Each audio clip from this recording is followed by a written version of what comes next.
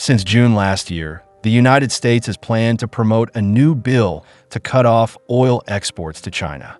But nearly a year has passed, and China's energy imports have not been affected at all. Instead, it has taken the initiative to cut its oil orders to the United States by 90% in just a few months. What's more interesting is that under the constant pressure from the United States, China suddenly increased its oil imports from Canada last year, and the cumulative amount once reached more than $5 billion, setting a new record. However, this year, the Canadian Prime Minister suddenly changed his face and publicly discussed that China is their biggest threat. Faced with such an attitude, China is likely to abandon Canadian oil in the future and turn to other suppliers. So, after losing the two major sources of oil from the United States and Canada, who will become China's new oil ally? Today we will talk about how China stabilized the situation in this energy game without gunpowder. If you like our video content, please click to subscribe to my YouTube channel so that you can receive all our latest video content. Now, let's get into today's topic.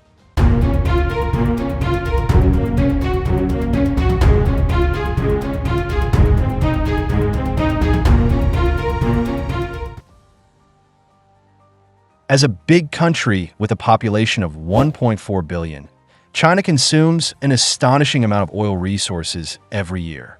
In order to meet the huge energy demand, China has long relied on a large amount of imported oil. Taking 2024 as an example, China imported a total of 553 million tons of crude oil, with an import amount of 324.7 billion yuan. By 2025, China's total annual oil imports are expected to increase to 559 million tons, accounting for almost half of the world's total oil imports. China's oil sellers include Saudi Arabia and Malaysia from the Middle East. Russia ranks first, exporting a total of 110 million tons of oil to China last year. Of course, with the United States' rich shale oil reserves and price advantages, China has also imported a lot of oil from them in the past to meet domestic oil demand. In the past few years, China has been an important buyer of American oil and has long been ranked second on the U.S. export list. In September 2020, U.S. crude oil exports to China soared to 3.9 million tons, soaring more than 100% year-on-year, breaking the record of 3.67 million tons set in July. If this growth trend continues, the United States is likely to become China's fourth largest oil supplier. But in 2025, the cooperation between the two sides has undergone new changes.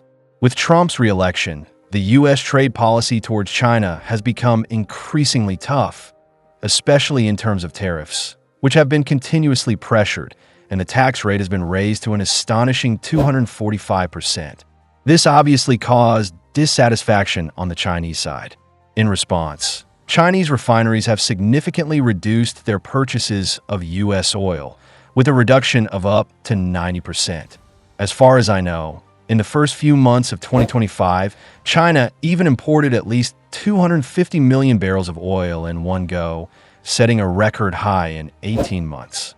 But there is no oil from the United States in these import data. But since losing U.S. oil, China has not been substantially affected. Because in the first few months of 2025, China has found a new partner to replace U.S. Oil Canada. As far as I know, after the official commissioning of the Canadian Trans Mountain Pipeline expansion project, the amount of crude oil shipped from the Port of Vancouver to China began to increase significantly. In March 2025 alone, China imported 7.3 million barrels of crude oil from Canada.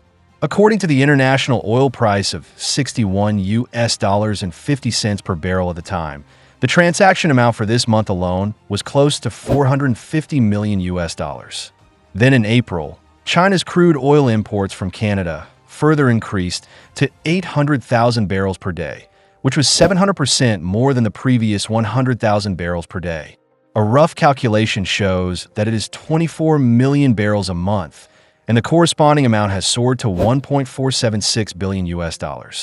At the same time, oil exports from the United States have taken a sharp turn for the worse. In June 2024, China's oil imports from the United States were as high as 29 million barrels, but now, only 3 million barrels are left per month. The losses caused by this sudden drop are estimated to exceed $20 billion US. But Canada was about to hold this $10 billion order in its hands. But suddenly a small episode appeared. In April 2025, Canadian Prime Minister Carney suddenly named China as the biggest geopolitical threat in a pre-election debate. As early as a month ago, he had publicly stated that China was not a partner with consistent values. These voices are also confusing. They have just received such a large oil order from Chinese buyers. So why are they suddenly biting back at China? In fact, the problem behind this is not difficult to analyze. This is not a slip of the tongue by the Canadian Prime Minister, but reflects Canada's structural contradictions in its diplomatic line. As early as the Meng Wanzhou incident in 2018, Canada exposed how vulnerable its judicial system is in the face of geopolitics. Now, whether it is the attitude towards the Russian-Ukrainian conflict or the Taiwan issue, Canada is increasingly led by the United States. As a member of the Five Eyes Alliance, Canada's diplomatic decision-making is largely subject to the collective line of Western countries, such as the United States. Moreover, more than 70% of its important infrastructure is actually in the hands of American capital. Coupled with the various aftershocks brought about by the America First policy during the Trump administration, such as border trade disputes, NATO military expenditure sharing pressure, etc., Canada is becoming more and more passive in the cracks. Against this background, Canada's tough attitude toward China may be a way for them to deal with Washington. But the problem is that if Canada continues to regard China as a threat, China is likely to give up Canada's oil resources. And Canada is very likely to become a small chess piece sacrificed in the game between major powers. Then the question is, what should China do if it stops importing oil from the United States and Canada? In fact, even without oil from the United States and Canada, China's energy security will not be threatened too much. According to data released by the Financial Times, China's crude oil imports surged in March and continued to accelerate in April. Currently, China imports about 11 million barrels of crude oil per day, the highest level in the past 18 months. This figure is more than 2 million barrels more than the daily average of 8.9 million barrels in January. In other words, since the outbreak of the Sino-US tariff war, China has imported at least 250 million barrels of oil in total. For a country that is besieged by the West and has long relied on external supplies for energy, such performance has to be said to be surprising. Some American economists believe that the tariff war will have an impact on the economies of both China and the United States, thereby leading to a decline in China's oil demand. Even if oil prices are currently at a low point, imports should not have grown so rapidly at least. However, Chinese companies do not seem to be worried about this now. At least in the short term, oil demand does not seem to be greatly affected. So, who is behind the supply of oil to China? As we mentioned earlier, China is one of the world's largest energy consumers, with more than 70% of its oil imports each year. Such a high degree of dependence has also become a major weakness of China, especially in the context of Sino-US trade frictions. In March 2025, the United States claimed that it would not rule out cutting off oil supplies to China, and even hinted at blocking international shipping channels, obviously trying to use the energy card to put pressure on China. But just when the outside world was talking about this, Russian President Putin suddenly spoke to China, saying, "We will provide as much oil as China needs." This statement caught the United States off guard. It could be said that Putin's words gave China a reassurance pill. Of course, the reason why Russia has the confidence to make such a promise is certainly not out of thin air. Everyone knows that Russia is a resource-rich country, especially in fossil energy. According to a 2022 report by Oil and Gas magazine, Russia's proven oil reserves are as high as 10.96 billion tons, ranking 8th in the world, and its production ranks 3rd in the world, second only to the United States and Saudi Arabia. Moreover, Russia has not been idle in the energy field in recent years. It has been promoting reforms and technological upgrades, especially increasing the development of oil and gas fields in remote areas such as Siberia. In fact, the oil resources in many places have not been fully developed. In addition to abundant resources, the relationship between China and Russia is also very stable. They have a lot of cooperation in politics, economy, culture, and other aspects. In 2017, the Yamal LNG project in the Arctic region of China and Russia was officially put into production, transporting liquefied natural gas to China through the Arctic route, accounting for 15% of China's total LNG imports in 2024. Then in 2019, the China-Russia Power of Siberia No. 1 natural gas pipeline was officially opened, with an annual gas transmission capacity of 38 billion cubic meters, entering China from the Kovakin gas field in Russia through Heilongjiang. In terms of oil, China has always been Russia's hardcore customer. In 2022, Russia exported 107 million tons of oil to China. Then in 2024, China imported a record 250 million tons of oil from Russia, accounting for 19.6% of China's total oil imports.